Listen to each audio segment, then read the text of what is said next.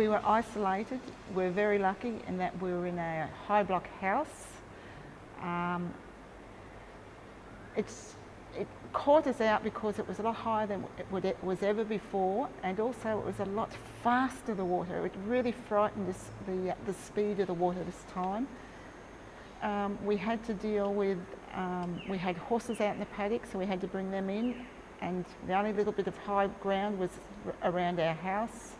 We had Sonny's elderly parents next door to us. We had to sort of help them out a bit. We had neighbours also next door that they were in a lower block house. They were in a bit of strife also. So all this happened very fast and in a very short period of time. It only happened over a few hours.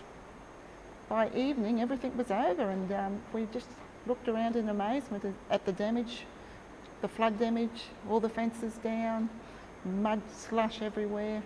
So yeah, it was pretty horrific at the time, and I think we are still coming to grips with it. I think all of us are still coming to grips with it.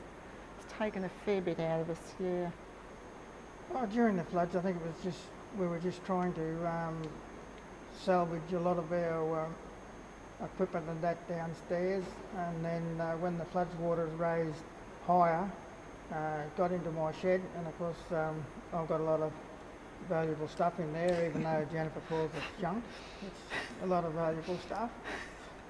And we were called away to a situation where we helped our neighbours, and by that time the flood water started subsiding, and a lot of mud, as Jennifer said, a lot of mud and that around, and one of our cars got slowly washed away, and then we thought we'd hose everything out, and then I thought we'd go down and get the fire brigade truck to help hose everything out, but when we went downtown we realised that the waters were a lot higher than we ever anticipated, and upon asking a lot of the neighbours in the surrounding streets, everyone seemed to, at that particular time, feel that they were okay, but the very next day we realised that the situation was quite devastating, and a lot of people are in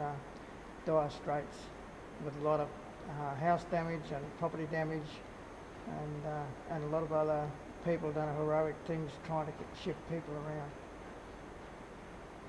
And then after the floods, the great support from all the locals, and then great support from the Rural Fire Brigade and Emergency Services. They all came in, and the local contractors, they came in and helped clean up. And if they hadn't have come in, well, there would have been a lot of stench around the place, and you could have had health problems. And people, they just all got together and helped, and got the place cleaned up pretty quickly.